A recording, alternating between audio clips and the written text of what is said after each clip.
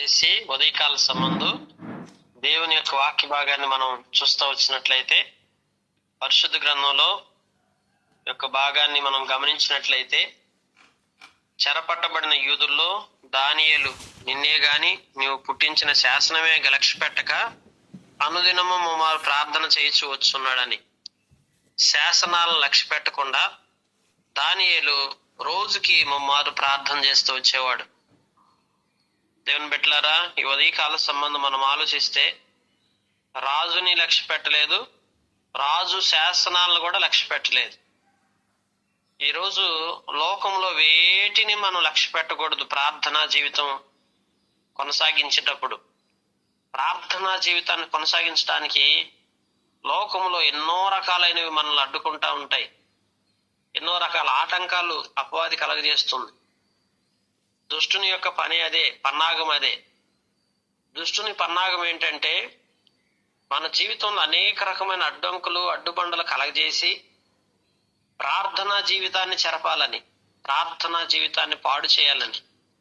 ఎందుకంటే ప్రార్థనా జీవితం సరిగ్గా ఉన్నటువంటి వ్యక్తి జోలికి అపవాది రాలేదు. అలాగే అపజయాల పాలు చేయటం కూడా ఈ యొక్క లోకంలో ఎవరి తరము కాదు. ఆ సంగతి గ్రహించిన దుష్టుడు అధిపతులు, అక్కడ ఉన్నటువంటి వారందరిలో ప్రఖ్యాతి పొందినటువంటి వారు, అనేకమైనటువంటి వారు ఎవరైతే ఉంటున్నారో ఆ రాజ్య సంబంధమైన వారందరిలో కూడా ఆ దుష్టమైన ఆలోచన కలగజేసింది అపవాది. ఆ రీతిగా దానియేలు యొక్క ప్రార్థనా జీవితాన్ని చెరపడానికి ఎన్నో రీతులుగా ప్రయత్నం చేస్తూ వచ్చింది. కానీ దానియేలు మాత్రం వేటిని లక్ష్య పెట్టలేదు. రాజును లక్ష్య పెట్టలేదు, శాసనాలను లక్ష్య పెట్టలేదు. రోజుకు ముమ్మారు ప్రార్థన చేయించి వచ్చాడు. ఈరోజు నీ జీవితంలో నీ ముందు ఏవైతే ఉంటున్నాయో, నీకు ఏవైతే అడ్డుబండలుగా ఉంటున్నాయో, నీకు ఏవైతే ఇబ్బందులుగా ఉన్నాయో, నీకు ఏదైతే శోధనలు ఉంటున్నాయో, వాటన్నిటి మీద నువ్వు లక్ష్య పెట్టొద్దు. ఈరోజు మనం అయితే ఏం చేస్తామంటే వాటి మీద లక్ష్యం ఉంచుతాం, ప్రార్థన మీద లక్ష్యం ఉంచం.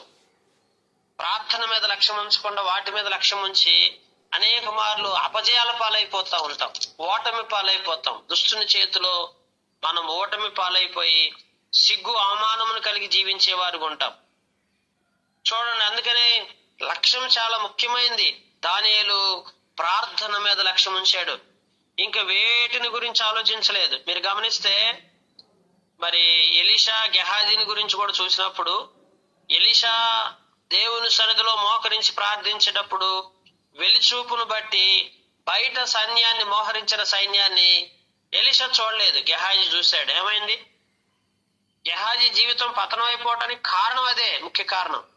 దైవజనుడు, కానీ ఎందుకు పతనం అయిపోయాడు అంటే కేవలము వెలిచూపును బట్టి చూడటం, బయట వాటి మీద లక్ష్యం ఉంచటం, మనుషుల్లో జరుగుతున్న సంగతులను చూడటం, లోక సంబంధమైన విషయాల మీద లక్ష్యం ఉంచటం, దేవుని మీద లక్ష్యాన్ని దూరపరుచుకోవటం, ఇదే పతనానికి కారణం అవుతూ వచ్చింది. ఈరోజు నీ జీవితంలో నీ మనసు దేవుని మీద ఉంచాలి. నీ యొక్క శరీరాన్ని కూడా నువ్వు అదుపు చేసుకోవాలి. నీ ఆత్మను కూడా నువ్వు స్వాధీనంలో ఉంచుకోవాలి. దేవుని బిడ్డలారా, ఈరోజు అందుకే ప్రాణాత్మ దేహాలని ప్రభు సన్నిధిలో మనం మోకరిల్లి కుమ్మరించినప్పుడు దేవుడు అనేకమైన కార్యాలు మన జీవితంలో జరిగించడం ప్రారంభిస్తాడు. అద్భుత కార్యాలు అప్పుడే జరుగుతాయి, ఆశ్చర్యమైన కార్యాలు నీ జీవితంలో అప్పుడు జరుగుతాయి. అందుకే పరిశుద్ధ గ్రంథంలో మనం చూస్తూ వచ్చినప్పుడు, ఇంతగా ప్రార్థన చేస్తూ వచ్చినప్పుడు నిజంగా ఇప్పుడు శిక్షక పాత్రుడవుతూ వచ్చాడు. మరి సింహాల బోన్లో వేయాలి. అయితే రాజు అంట ఈ యొక్క విషయాన్ని విన్నప్పుడు చాలా వ్యాకులు పడిపోతూ వచ్చాట దర్యావేషు. నిజంగా దైవత్వంలో కొంత విషయాలను అర్థం చేసుకున్న వ్యక్తిగా మనకు కనిపిస్తుంది ప్రియులారా. ఎందుకంటే శాసనం పాస్ చేయించిందేమో అక్కడ ఉన్న అధికారులు, కానీ శాసనం ఏ పాస్ చేయడం ద్వారా దానియేలుకు సమస్య వస్తుందని రాజు అంచనా వేయలేకపోయాడు. కానీ రాజు ఈ రోజున దాని గురించి తెలిసినప్పుడు వ్యాకులు పడుతూ వచ్చాడు. దానియేలు రక్షించడానికి తన మనసు దృఢపరుచుకోనంట సూర్యుడు అస్తమించే వరకు అతను విడిపించడానికి ప్రయత్నం చేశాడంటండి. అంటే శాసనాలు పాస్ చేస్తే రాజు వల్ల కూడా కాదు. దేవుని బిడ్డలారా, అందుకే ఎంత పెద్ద సమస్య అంటే దేవుని బిడ్డలమైన మనం, అందుకే ఈ అపవాది చిక్కుముడులో పెడుతుంది. ఇది చూడండి, ఇప్పుడు రాజు, రాజ్యం మొత్తానికి అధికారి రాజే, కానీ రాజు దానియేలుకి శిక్ష వేయటం రాజుకి ఇష్టం లేదు. వ్యాకులు పడుతున్నాడు, బాధపడుతున్నాడు. తప్పించడానికి సూర్యుడు అస్తమించేంత వరకు ప్రయత్నం చేశాడు, కానీ తప్పించే అవకాశం లేకుండా పోయింది. చూసారా, ఈ లోకపు అధికారులు మనల్ని తప్పించలేరు. దేని బిడ్డలారా, ఈ లోకపు అధికారుల వల్ల ఏది కాదు, ఏది సాధ్యము కాదు. చూడండి, ఇక్కడ శిక్ష అమలు చేసింది అతనే, కానీ శిక్షను తప్పించే అధికారం అతనికి లేదు. చూసారా, దేవాతి దేవుడు ఎంత గొప్ప అద్భుతకరుడు. నిజంగా ఈ యొక్క దర్యావేషికి ఇచ్చిన మంచి మనసును బట్టి నిజంగా దేవుణ్ణి స్తుతించాలి. దేవుని బిడ్డలారా, ఈరోజు కొన్నిసార్లు మన యొక్క ప్రార్థనా జీవితాన్ని, మన మంచితనాన్ని, మన పరిశుద్ధతని అనేకులు గుర్తించకపోవచ్చు. అనేకులు మన మీద అసూయ ద్వేషాలతో మన యొక్క ఆత్మీయ జీవితాన్ని చెరపడానికి ఇక్కడున్న అధికారులు ప్రయత్నం చేసినట్టు చేయొచ్చు, కానీ దేవుడు ఎవరో ఒకరిని ఏర్పరచుకుంటాడు ప్రియులారా. కనుక దర్యావేషుని దేవుడు ఏర్పరచుకున్నాడు. అందుకే రాజు సన్నిధికి సందడిగా కూడి వచ్చిన జనం అంటున్నారు, ఇక అది రద్దుపరచజాలాది కాదు.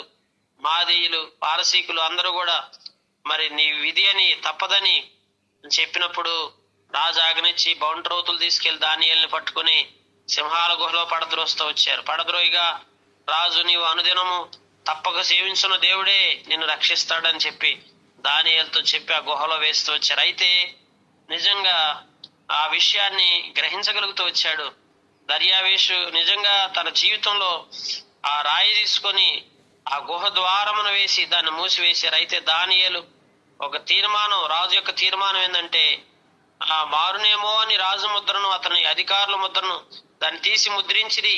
దేవుని బిడ్డలారా, ఆ ముద్రను వేసి దాన్ని ముద్రించారు, కానీ ఆ తీర్మానం మారదు కదా. అంతటా రాజు తన నగరంలోకి వెళ్ళిపోయాడు. వెళ్ళిపోయి రాత్రంతా బాధపడతా, విచారంతో, దిగులతో గడుపుతూ వచ్చాడు. దేవుని బిడ్డల నిద్ర పట్టలేదు అతనికి. తెల్లవారుజామున వేగిరమే లేచి సింహాల గుహ దగ్గరకు వచ్చేసి రాగానే దుఃఖ స్వరముతో దానియేలు పిలిచాడు, జీవము కలిగిన దేవుని సేవకుడైన దానియేలు, నిత్యము సేవించిన దేవుడు నేను రక్షింపకుండా ఉంటాడు ఆ దేవుడు? ప్రియులారా చెప్పండి, ప్రార్థన జీవితం గల వాళ్ళని రక్షించకుండా దేవుడు విడిచిపెడతాడా? ఒక్కటి గుర్తుపెట్టుకోండి, ప్రార్థన జీవితం లేని వారి జీవితం ఎప్పుడైతే దుష్టుడు చెలరేగుతాడో, ఆ దుష్టుడు చెలరేగినప్పుడు, ప్రార్థన లేనప్పుడు మనం నష్టపోతాం. కానీ ప్రార్థన కలిగి ఉన్న కుటుంబాలు ఎప్పటికీ నష్టపోవండి. ప్రార్థనా జీవితాన్ని బలంగా ఎప్పుడైతే దేవుని సన్నిధిలో మోకరించి కలిగి ఉండి చేస్తా ఉంటారో, అలాంటి వారికి ఎన్ని రకాల శోధనలు వచ్చినా అన్నిటిపైన దేవుడు వారికి విజయాన్ని ఇస్తాడు. అందుకే అంటున్నాడు, జీవము కలిగిన దేవుడు దానియేలు, నిత్యము సేవించున్నావు కదయ్యా దేవుడు, నువ్వు నిత్యము సేవించే దేవుడు నిన్ను రక్షింపగలిగిన, మనం నిత్యం సేవించే దేవుడు మనం రక్షించడా? దేవుని బిడ్డలారా, ఈరోజు మన ముందున్న ముఖ్యమైన విషయం ఏంటంటే, మరి యథావిధిగా ప్రార్థించటం, సమస్యల సుడిగుండంలో, పరిస్థితులు తారుమారైనప్పుడు, ఇరుకులు ఇబ్బందులు ఎదురైనప్పుడు, అనేకమైన కఠినమైన సమస్యలు ఈ జీవితంలో తలెత్తినప్పుడు నువ్వు ప్రార్థన మర్చిపోవద్దు. ప్రార్థనా జీవితం నీ కఠినతరమైన పరిస్థితులను మార్చివేస్తుంది, కఠోరమైన పరిస్థితులను సరిదిద్దుతుంది. నీకు ఎదురాడి నీవు సమస్యల గుండా వెళ్తున్న సమస్యల్లోంచి నీకు జయ జీవితాన్ని ఇవ్వడానికి కారణమవుతుంది, హేతు అవుతుంది. మర్చిపోవద్దు దేవుని బిడ్డలారా. గమనించినట్లయితే అందుకే ఇక్కడ దానియేలు ఈ రీతిగా ఆత్మీయంగా బలోపేతం చేయబడి ప్రార్థన ద్వారా ఎప్పుడైతే దేవుని సేవించే విషయంలో వెనకంజ వేయకుండా దైవికంగా నడుచుకున్నాడో, దానియేలు సింహాల బోల్లోంచి కాపాడబడుతూ వచ్చాడు. సింహాల నోళ్లు మూయించాడు దేవుడు. దేవుని బిడ్డలారా, గమనిస్తుంటే దానియేలు రాజు చిరకాలము జీవించును గాక. చూడండి, దానియేలు దేవుణ్ణి దీవిస్తున్నాడు, రాజును దీవిస్తున్నాడు. ఏమని? నువ్వు చిరకాలం జీవించాలయ్యా, చిరకాలం జీవించాలని బ్లెస్ చేస్తూ వచ్చాడు దానియేలు రాజుని. నేను నా దేవుని దృష్టికి నిర్దోషినిగా కనబడుతుంది గనక ఆయన తన దూత నంపించి సింహములు నాకు ఏ హాని చేయకుండా వాటి నోళ్లు మూయించను. రాజా, నీ దృష్టికి నేను నేరం చేసిన వాడిని కాను కదా. చూడండి, ఏ వ్యక్తి అయితే దేవుని దృష్టికి ఏ పాపము చేయకుండా పరిశుద్ధతను కలిగి యథార్థత కలిగి ఒక నిర్దోషిగా జీవిస్తాడు. అందుకే యెహోవా చేత నిర్దోషి అని ఎంచబడిన వాడు, ఆత్మలో కపటము లేనివాడు ధన్యుడు. ఈరోజు మనం అందరం ఏం చెప్పుకుంటాం? మనం నిర్దోషులం, మనం కపటం లేదు, మనం పరిశుద్ధంగా ఉంటున్నాం అని మనం ఇతర మనుషుల ఎదుట మనం చెప్పుకోవచ్చు. కానీ దేవుని దృష్టికి ఒక వ్యక్తి నిర్దోషిగా జీవించినప్పుడు, దేవుడు ఆత్మలో కపటం లేని జీవితాన్ని కలిగి జీవిస్తుంటున్నప్పుడు దేవుడు మనల్ని కాచి కాపాడే దేవుడు ప్రియులారా. కనుక దానియేలు యొక్క సాక్ష్యం ఏంటంటే, దానియేలు దేవుని దృష్టికి ఎంతో మంచిగా జీవిస్తున్నాడు, ఒక నిర్దోషమైన వ్యక్తిగా కనబరుచుకుంటున్నాడు. అందుకే రాజుతో అంటున్నాడు, నేనేమైనా తప్పిదం చేసి ఉన్నానా, నేనేమైనా పొరపాటు చేసి ఉన్నానా? నిజంగా అడుగుతున్నాడు. దేవుని వాక్యంలో మనం చూస్తుంటున్నప్పుడు ఆ రాజు కూడా దాన్ని అంగీకరించాడు. ఇందును గూర్చి అతి సంతోషభరితుడై దానియేలు గుహలో నుండి పైకి తీయడని ఆజ్ఞగా బంట్రోతులు దానియేలు బయటికి తీసి, అతడు తన దేవుని యందు భక్తి గలవాడైనందు తనకి ఏ హానియో కలగలేదు. సాక్ష్యం చూశారా? భక్తి గలవారంటే ఇది. మనం ఈ రోజున భక్తి గలవారమని చెప్పుకుంటున్నాం గాని పైకి భక్తి గలవారి వేలే ఉన్నాం గాని దాని శక్తి మాత్రం ఏమాత్రం మనలో వెల్లడపరచబట్టలేదు. ఈరోజు పైకి భక్తి గలవారి వలె జీవితం కొనసాగిస్తున్నావా? దాని శక్తిని నువ్వేమైనా కనుగొనగలుగుతున్నావా? ఆ శక్తిని ఆశ్రయించగలిగే ఆత్మీయత నీలో ఉందా? అది సరిపడా భక్తి చేస్తున్నావా? ఆటి భక్తి నువ్వు చేసినట్లయితే ఖచ్చితంగా నీ జీవితంలో ఈ పాటికి శక్తి వెల్లడపరచబడేది. ఎవరైతే సరైన భక్తి జీవితాన్ని కలిగి జీవిస్తారో వారికి దేవుడు తన శక్తిని వెల్లడపరుస్తాడు, తన ప్రత్యక్షతను కనబరుస్తాడు.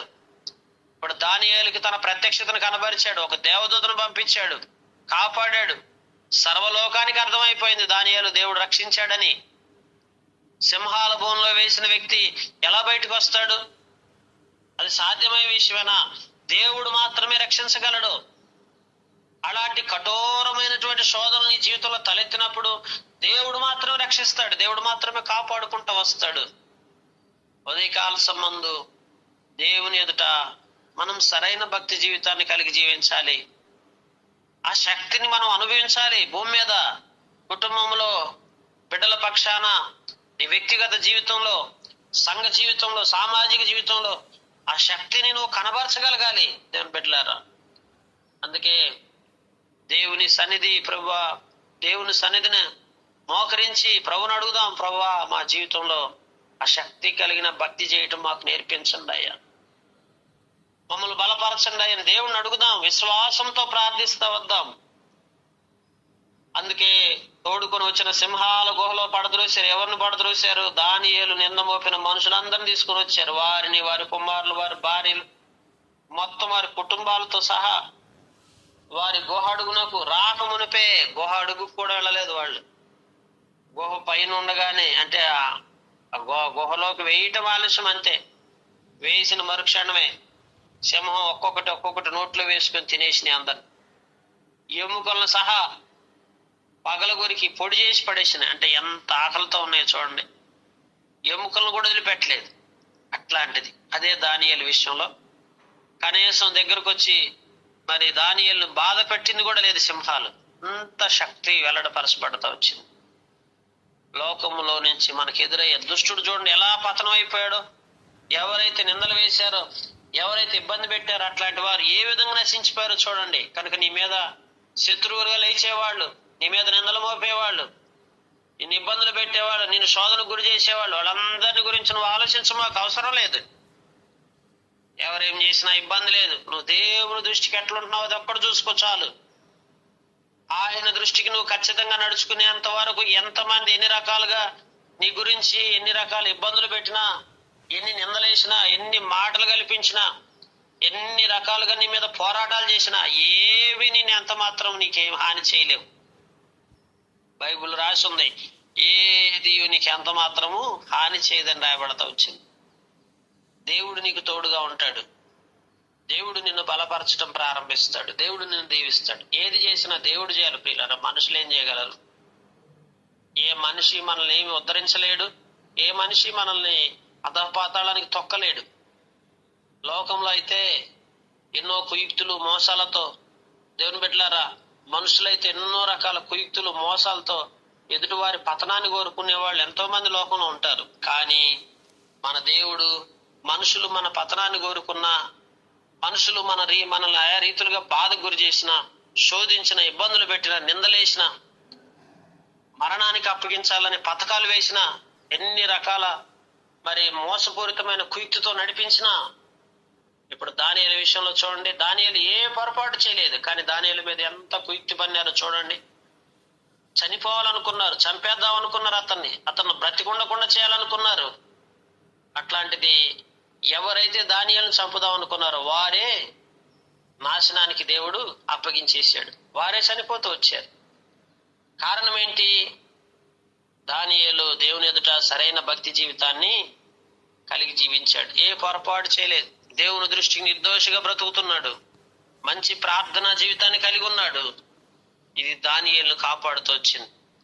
ఉదయకాల సంబంధం ఈరోజు మన కుటుంబాల్లో ఎన్నో పరిస్థితులు, ఎన్నో అడ్డుబండలు, ఎన్నో సమస్యలు, వీటన్నిటిపైన దేవుడు మనకి విజయం ఇవ్వటానికి దానియేలు ఒక మాదిరిగా ఉంచాడు. అట్లాంటి మాదిరికరమైన జీవితాన్ని మనం కూడా అలవర్చుకొని దానియేలు వలె నడుచుకొని ప్రతి విషయంలో జయ జీవితాన్ని అనుభవించేవారిగా మన జీవితాలు ఉండులాగున దేవుడి మాటలు దీవించునుగాక.